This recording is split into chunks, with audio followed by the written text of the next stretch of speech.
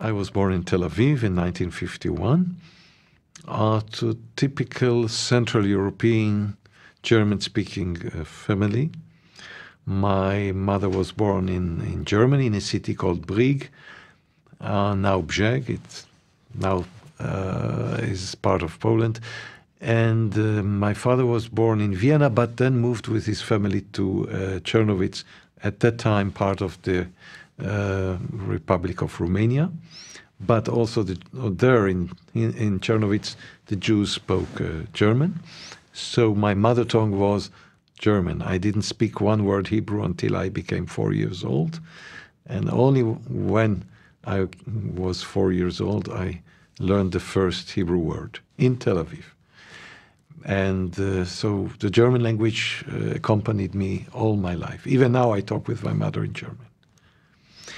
And I had the normal life of a child in Israel, and went to this elementary school, high school, and of course army when I was 18 years old. And when I left the army, I decided to study at university, and my first choice was history because I always was attracted to history. But I was not always attracted to the Holocaust. My first priority at that time was ancient history, the time of the First Temple, the time of the Second Temple, the period of Mishnah and Talmud, and the ancient history of the Jewish people. And only slowly, as a result of something which I'm not aware of, I changed my priorities, and I was attracted more and more to the Holocaust, which now is the only topic which exists in my life. I'm not sure what happened between the completion of my second degree, my MA, to the beginning of my doctoral thesis in Vienna. Something must have happened. I don't know exactly. But slowly, the ancient time was less attractive, and I was more and more attracted to the modern Jewish history, and especially the history of the Holocaust. It was a process, and I'm not always aware why. And actually, I'm not asking questions because I think I reached the right place I should be, and I don't regret the change. The reason why I chose Vienna is just a meeting, a simple meeting in Jerusalem between a Viennese historian, Professor Gerhard Jakschitz, and myself. We talked, and then he asked me, why wouldn't you come to Vienna to make your PhD? I said, that's a good idea. Let's do it. It was very spontaneous. And so after 1 year, I found myself there for 3 years, writing my PhD, and the topic was Auschwitz, or to be more precise, the Sonderkommando. But this was not my first time when I wrote about the Sonderkommando. It was after finishing my first book on that topic, but the subject of my PhD thesis was very similar to my first book, We Wept Without Tears, which was published 1 year before I went to Vienna. So I knew exactly what I'm going to do. I would say that more than intellectuals and scholars, the first people who maybe paved my way to the Holocaust, to the world of the Holocaust, were Holocaust survivors. I was surrounded by Holocaust survivors from my childhood. And maybe the turning point was the decision of my high school in Tel Aviv to adopt a whole Jewish community, and this was the community of Krakow in Poland. So when I was 13 or 14 years old, I already played in the theater of my school and in the orchestra of my school, and all the ceremonies in that high school in Tel Aviv were dedicated to the tradition, to the history, and unfortunately to the destruction of the community of the Jews in Krakow in Poland, the third biggest Jewish community. And I think this was one of the turning points which attracted me to Jewish history during the Holocaust, or before and after. And since that time I find it very interesting to be in Krakow and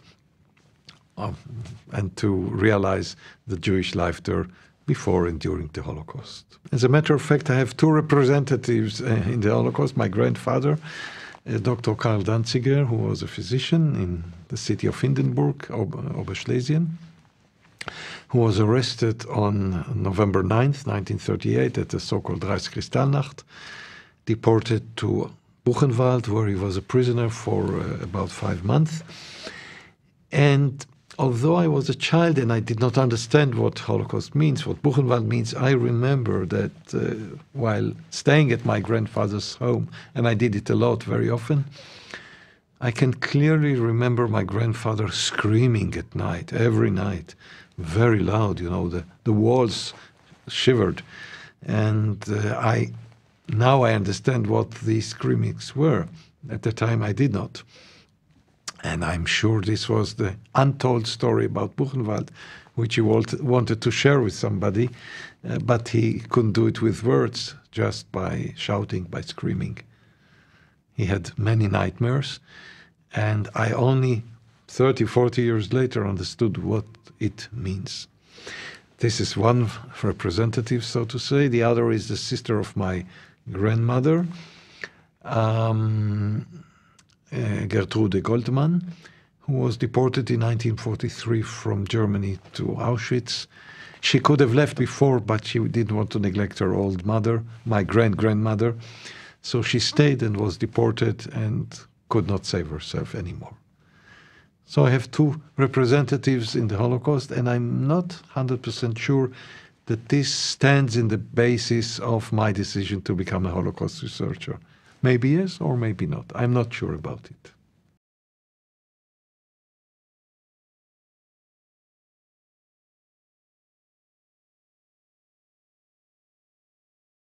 The Sonderkommando is a collective name for a group of Jewish prisoners, mostly Jewish prisoners, who were forced to do the most humiliating works within the gas chambers and crematoria in Auschwitz. They had to be in the 6 stations, the 6 parts of that assembly line, which led to the destruction of a person from his arrival to the gas chambers until there was nothing left but his ashes. I have to emphasize already at the beginning of my explanation that the Sonderkommando prisoners never killed even one Jew, not even half a Jew. The Germans did it permanently, without any exception, exclusively. They were the slaves. They were forced to do it. The 6 parts were the undressing hall, where they welcomed the Jews. Second part was the removal of the corpse from the gas chamber. In between, the Germans murdered all the Jews with Zyklon B. The third part was the removal of all the valuables. And then number 4 was the cremating of the bodies in the 5 huge crematoria ovens. Altogether, there were 46 crematoria ovens. Number 5 was the crushing of the remnants of bones and other parts of the body which could not be cremated. And the 6th and last part was taking all the ashes and throwing them, sometimes inside the camp of Birkenau and mostly outside, to the rivers surrounding the camp, the Sowa and the Vistula, the Weichsel. And in all these parts, Sonderkommando prisoners had to work and to be present with all the dilemmas of being part of the killing system. They themselves did not kill. They were just slaves who were forced to do the work and couldn't say, no, I don't want to do it. Their only option to get out of this system was to commit suicide. Amazingly, very few committed suicide. Even if we compare the number of Sonderkommando prisoners who committed suicide and other prisoners of Auschwitz, the percentage is very low. There must be some explanation to this. Anyway, most important fact is that all of those prisoners, from the first minute of their recruitment, they were automatically sentenced to death, and they knew it. They knew that tomorrow, the day after tomorrow, next week, they themselves are going to be murdered. The Germans didn't want even one prisoner to stay alive, so that the world will never know about the crimes committed there in Auschwitz-Birkenau, the biggest concentration and extermination camp. From time to time, not in permanent times, groups from the Sonderkommando, sometimes 100, 200, 300, were taken to certain places, murdered there, and immediately new ones recruited from the transports which reached Auschwitz-Birkenau. The number of Sonderkommando prisoners grew and grew and grew. Let me give you two examples. When this commando was established, there were only six. When the Hungarian Jews arrived in mid-May 1944, the number reached almost 1,000, from 6 to 1,000. So it was a huge, huge factory of death. Of course, we can say that the Sonderkommando prisoners were the miserable among the miserable. I think there was no human experience of a person who has to work as a prisoner, as a slave, in a death camp. There was no school for learning how to be a slave in such a place. And they had to fight daily for the next day. It was a huge dilemma. And being surrounded day and night with hundreds of corpses screaming, death, death, death, ashes. This is an experience which we nowadays are not able to understand. And the fact that there were among them prisoners who worked there more than 2 years, Elias Eichschmidt, for instance, brothers Dragon, Philipp Müller, almost 2.5 years. This is really difficult to explain how they could endure there such a long period. And in all these parts, Sonderkommando prisoners had to work and to be present with all the dilemmas of being part of the killing system. They themselves did not kill. They were just slaves who were forced to do the work and couldn't say, no, I don't want to do it. Their only option to get out of this system was to commit suicide. Amazingly, very few committed suicide. Even if we compare the number of Sonderkommando prisoners who committed suicide and other prisoners of Auschwitz, the percentage is very low. There must be some explanation to this. Anyway, most important fact is that all of those prisoners, from the first minute of their recruitment, they were automatically sentenced to death, and they knew it. They knew that tomorrow, the day after tomorrow, next week, they themselves are going to be murdered.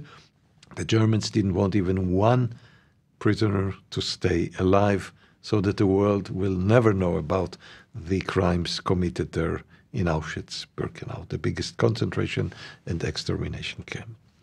From time to time, not in permanent times, groups from the Sonderkommando, sometimes 100, 200, 300, were taken to certain places, murdered there, and immediately new ones recruited from the transports which reached Auschwitz-Birkenau. The number of Sonderkommando prisoners grew and grew and grew. Let me give you two examples. When this commando was established, there were only six. When the Hungarian Jews arrived in mid-May 1944, the number reached almost 1,000, from 6 to 1,000. So it was a huge, huge factory of death. Of course, we can say that the Sonderkommando prisoners were the miserable among the miserable. I think there was no human experience of a person who has to work as a prisoner, as a slave, in a death camp. There was no school for learning how to be a slave in such a place. And they had to fight daily for the next day. It was a huge dilemma, and being surrounded day and night with hundreds of corpses screaming, death, death, death, ashes. This is an experience which we nowadays are not able to understand. And the fact that there were among them prisoners who worked there more than 2 years, Eliezer Eichschmidt, for instance, brothers Dragon, Philipp Müller, almost 2.5 years. This is really difficult to explain how they could endure there such a long period. After interviewing them for so many years, I can say with no hesitation that most of them behaved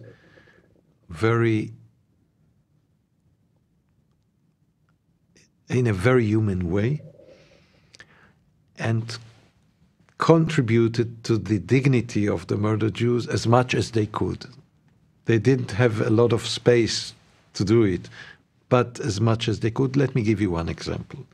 Joseph Sekar, whom I mentioned, who was the first interviewee, he was most of the time located in the undressing hall. So he saw before his eyes hundreds, thousands of naked women. They were ashamed. They didn't want a man to look at them. So he told me that whenever the women undressed, he twisted his head to the other direction, not to embarrass them more than needed. Of course, he had to look, but so he was not forced to do it. It was his own decision to be more delicate, to be more humane. Other Sonderkommando prisoners, when they carried the corpse out of the gas chamber to the elevator, which took them to the upper level where they were cremated, tried not to carry those bodies where it was not so clean on the ground. So also to give honor, the last honor. And many other small stories which was that they did not lose their human feelings. It's very important because in such a vicinity, under such pressure, under such psychological pressure, you may or might lose your human feelings. Many of them said to me that they became living machines or living robots. But I think none of them really lost his heart. They still were human beings, trying to help as much as they could, and they could save not one single Jew. But in this small period of time in which they met the Jews in the undressing hall, they tried to give them full respect. In addition, and it's very important to mention, the Sonderkommando people, most of them came from religious homes, conducted a full religious life in Auschwitz. It sounds like a legend. They prayed 3 times a day, Shacharit, Mincha, Ma'ariv. They had prayer books. They had books of Jewish scholars. So if you came from another star and landed in the building of the crematoria, you would think that this is a typical Jewish shtetl in Poland. Jews sitting, learning, praying to God. God was there. They did not leave him. They did not neglect him. So you had a practical, daily, permanent religious life within the building of the crematoria. It's really hard to believe, surrealistic. For many years, the testimonies and books written by survivors of Auschwitz described them in very negative lines, and this changed totally. You don't hear such tone anymore. And I can humbly say that this is one of my achievements, that this tone disappeared. They're treated with honor, with empathy, with sympathy, with understanding how delicate the world was. Yeah. If I remember correctly, this was my attitude from the very beginning, because I met them, the few survivors, personally. The first one I met, it was April 1986, I will never forget it, was a Greek Jew whose name was Joseph Sekar. He was born in Greece and was in the Sonderkommando from his arrival in 1943 until the end, until Auschwitz was evacuated. And I remember sitting near him, 60 centimeters, that was the difference, and thinking to myself, he was there in this hell. It's unbelievable. I couldn't believe it, that I'm sitting near him. And when I asked him if he knows other survivors of the Sonderkommando, he gave me 2 or 3 names. This was how I began my romance with this topic. And the next thought was, nobody is doing a systematic research on such an important central topic. How is it possible? So on that moment, without asking anybody, I nominated myself to become the historian of the Sonderkommando. I didn't wait that somebody will nominate me. I nominated myself, realizing that if I'm not going to do it, nobody will do it. And if we wait too long, the people will just die. And we cannot afford such loss for history. So I decided to interview all still living Sonderkommandos in the world. At that time, their number was 31, all over the world. And I can say that I accomplished this goal. I interviewed all of them, all the 31 people who at that time, second part of the 80s, were still alive. In many countries and many continents.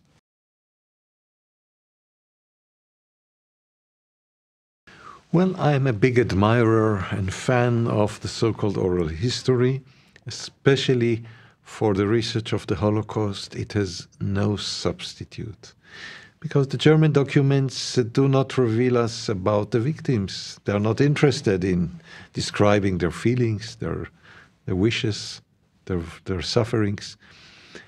To really know what happened in the Holocaust, from the side of the victims, you are dependent, totally dependent on the oral history. And I made intensive interviews with a few survivors of the Holocaust. Some I interviewed for 30 times, even 40 times, Mr. Eisenschmidt, for instance, some less. And what I found very interesting and meaningful is the fact that they never changed their formulations, which was for me a proof that they tell me the reality, that is, that they describe the reality. They didn't change even the words they used, let's say 1 year ago when I interviewed them the last time. And I insisted on getting the details. For me, the details were very important, even the smallest detail, because the details make the history. So, and about the Sonderkommando, we have scarcely documents, only the oral history, the testimonies, the descriptions, and I was lucky that there were still 31 people. There were more. The number of survivors is about 80 to 100. 80 to 100 left Auschwitz intact on January 1945. But when I started my research in 1986, there were only 31. All the others died in the meantime. So I was lucky to have still 31. And nowadays, the day we make the interview, November 22nd, 2016, there are only 2 left. The 2 last Sonderkommando prisoners who live in the United States of America. The last Israeli survivor, Eliezer Eisenschmidt, died on December 2014, unfortunately. One day I got a phone call that a young person from Hungary, his name is Laszlo Nemes, wants to meet me. He's planning some film about the Sonderkommando, so of course when I heard it I was ready, and we met in Tel Aviv several times, and he told me that my book impressed him very much, and so he started to plan the script of the film. It took some years, 2-3 years, and I felt a lot of satisfaction that We Wept Without Tears gave such an inspiration to a film which according to my understanding, is very authentic in comparison to a previous film which was produced 10 years ago, which I find horrible, The Grey Zone. I think that The Grey Zone is a very bad film which gives us a distorted picture on Auschwitz, on the Sonderkommando, describes them in a very problematic way. And here, for the first time, we get a very authentic, realistic description on the Sonderkommando, one of the most complicated topics in the Holocaust. And I think Laszlo Nemes and the main actor, Geza Röhring, do a very good job, a very professional job, and take into consideration the history as it was. I'm in favor of every kind of art, music, film, which makes the Holocaust more popular or more known to the public, if it's done with a good taste. So films like The Pianist or Schindler's List or The Son of Saul, anything. If it brings the Holocaust one step nearer to the young generation, I'm in favor of it. Everything is good to make the Holocaust known more and more to the young generations.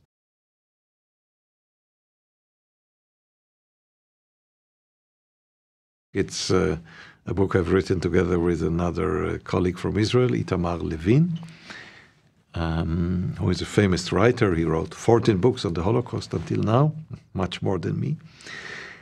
And the idea came from the very absurd situation in which one of the three very important uprisings of Jews in the extermination camps, we don't talk now about the ghettos. In the ghettos there were hundreds of uprisings. The most known is the uprising in the Warsaw Ghetto. 3 uprisings in the extermination camps. In Treblinka on August 2nd, 1943. Sobibor 2 months later, October 14th, 1943. And the less-known uprising in Auschwitz-Birkenau, the Sonderkommando uprising of October 7th, 1944. Not even a single book. And we decided that we have to solve this problem in historiography and made a very intensive research in Israel, in Poland, at the Auschwitz-Birkenau Museum archives. And the result is here before us. I think we filled the gap which was existing in the research of the Holocaust, a gap in the historiography of Auschwitz, of the Sonderkommando, and it was needed. I think even for the honor, for respecting the brave Sonderkommando people who sacrificed their life on October 44, it was worthwhile. History is a science. It's like physics, like mathematics. It has to be accurate. And this is one of the reasons I'm so allergic to legends. Also in the case of the Sonderkommando, some of the publications, including the very famous and important book of Miklos Nischli, includes mistakes, and we have to be very, very careful. Nischli was not present at the uprising. He couldn't see. He was hiding. And some of the details he includes or mentioned in his book are wrong. And we should correct them. One of the reasons Itamar Levin and me published the book, among other reasons, is to correct the mistakes. We should be very delicate. And from time to time I hear new legends, fantastic details on the Holocaust and on Auschwitz, which never existed. We have to be very careful because the deniers of the Holocaust just wait for such mistakes to misuse them and to claim that Auschwitz was not an extermination camp, never happened, never existed. So we have to be very accurate, very historic, very realistic. But history is like a science and is also like archaeology. We still miss some documents, you know, that the Sonderkommando prisoners buried very important text in the grounds of Birkenau. Until now, 2016, only 8 to 10% of those documents were discovered in the grounds of Birkenau.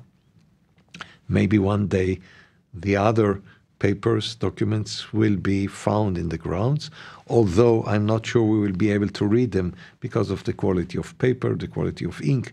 But still, the most important documentation on Auschwitz, on the Sonderkommando, on the final solution, is buried in the grounds of Birkenau.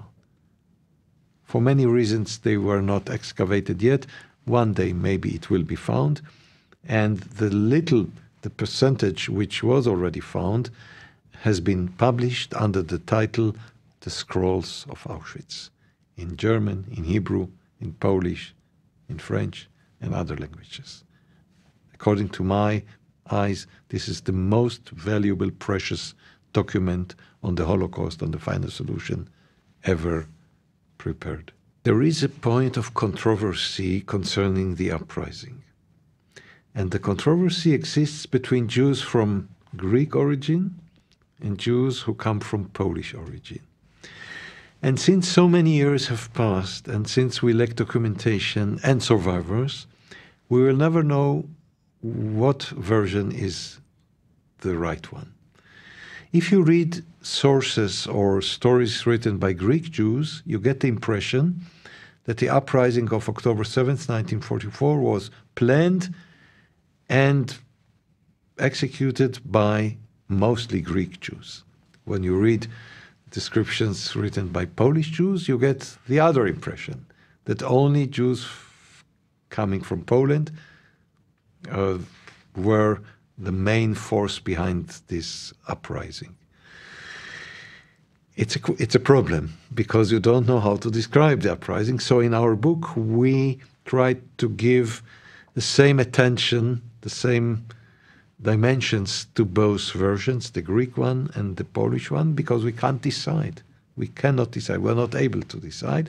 And we didn't want to do injustice to one of those sides.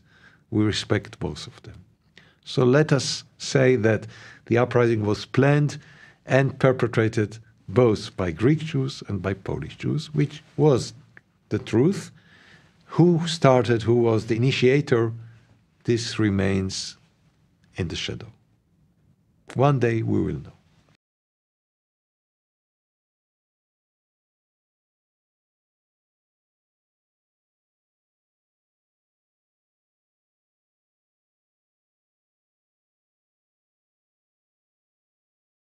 One very basic difference is that Yad Vashem, who was established in 1953,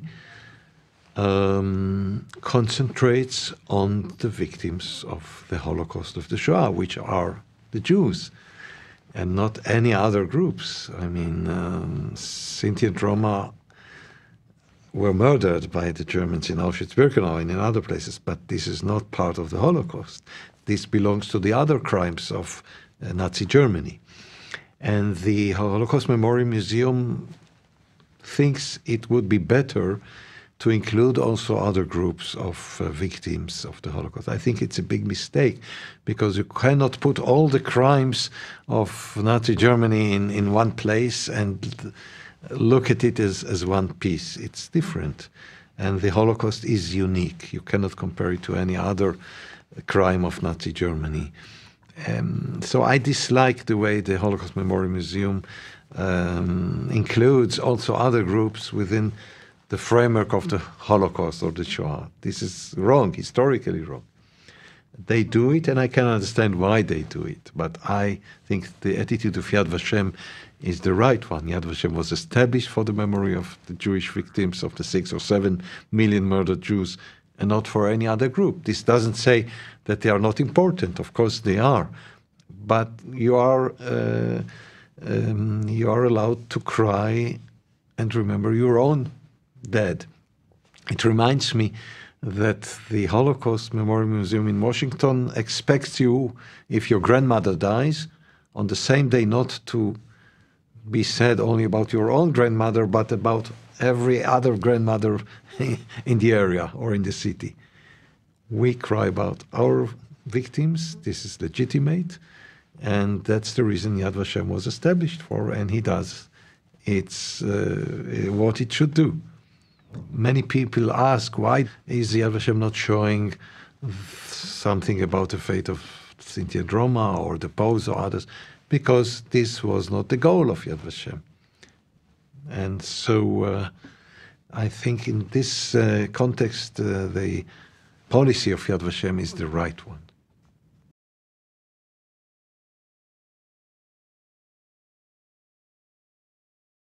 Let me compare the policy, so to say, of two other memorials. In Israel we have altogether 7.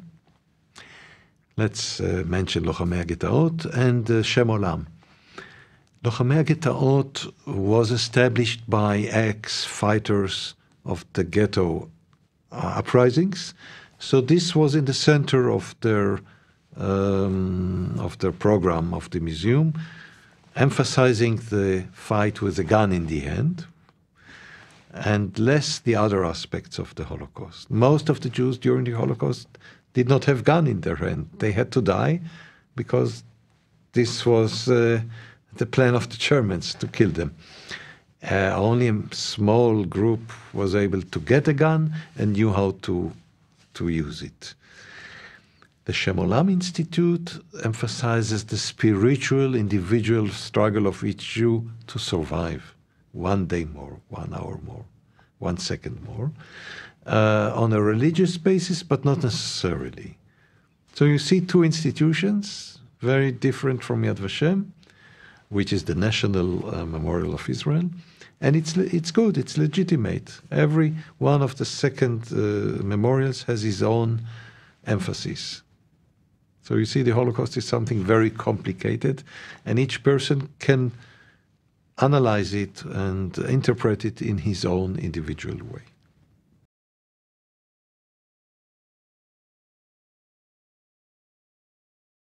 Auschwitz has become the synonym to the whole Holocaust. You say Auschwitz, you mean the Holocaust, you mean the Shoah.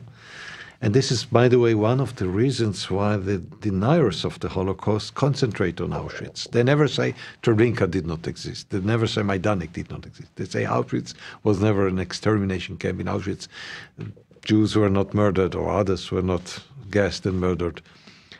Auschwitz has become a symbol because of the number of murdered people there, because of its huge dimensions, because all the phenomenons, all the world of National Socialism can be found there.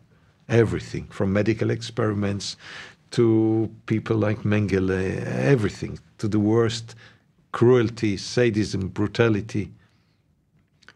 And as such, it is an important place. And that's one of the reasons why 2 million people go there yearly to see this place. So Auschwitz is also a warning sign for humanity. A second Auschwitz should never be realized. And it's like a warning sign to all of us. And it's good that the Polish government dedicates so much effort to maintain this place. After 8 years, 9 years, it's not in the same condition as it was. So it has to be maintained and kept. And learning about a place you can at home. You open a book and you read it. And there are many books about Auschwitz, hundreds, if not more. But I think in history you need the physical touch. Walking there, touching the barbed wire, breathing the air, you need it for the personal reconstruction. I think a visit in Birkenau is essential in order to feel this place. You can sit at home 1,000 hours and read about Auschwitz, but one visit is not the same. You need to be there to understand at least some of the smell of the atmosphere. It's important. I would say every educated person should visit at least one time during his lifetime Auschwitz or other extermination camps. It's important in order to realize what happened there. You need it. A book is not enough. You never know how one will react while visiting Auschwitz or other places like this, similar places. and you cannot dictate feelings. I'm often asked, will I cry there? Will I have tears? Sometimes yes, sometimes no.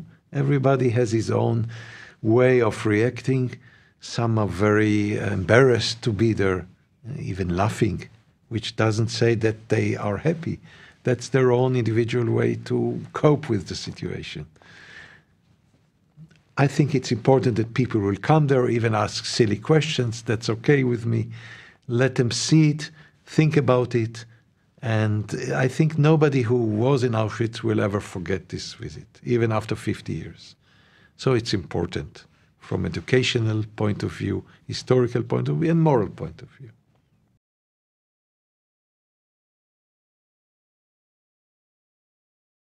The main problem or the main challenge for the future will be using, not a nice word, but using survivors for the purpose of education. In a way, some substitute is the video interview. We have thousands of them. It's not the same. It's not the same, but we can't do anything just to pray that they will live forever, the Holocaust survivors.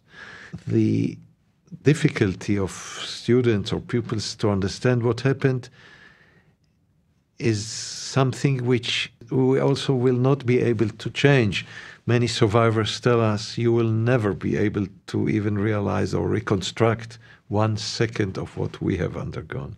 It's impossible. But we have to make efforts at least to make one step inside the reality called the Holocaust. And I think it's possible by the testimonies, written or oral, by reading books which describe scientific books or memory books. But the possibility of us who were born after the Holocaust to really understand what happened there, to be in Auschwitz 1 second, this is something we will never be able to because it's impossible. Objectively, it's impossible. Nevertheless, we should not give up, because I think this is what the survivors or the murdered Jews want us to do, to be with them, to accompany them, never to forget them, and never to stop talking about them.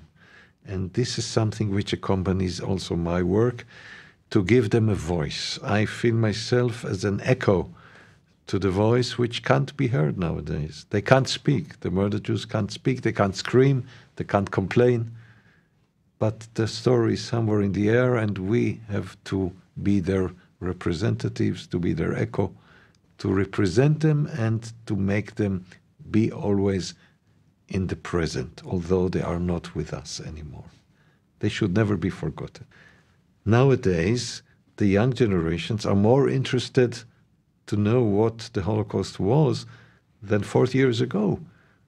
The topic is more and more and more interesting young people. I see it personally when I come to lecture in many countries. The contrary happened, and the fears 40 years ago were not realized. On the contrary, we celebrate now events which happened 3,000 years ago in our holidays, in Pesach, Rosh Hashanah. So I'm not concerned. The Holocaust is not going to be forgotten. No, not at all.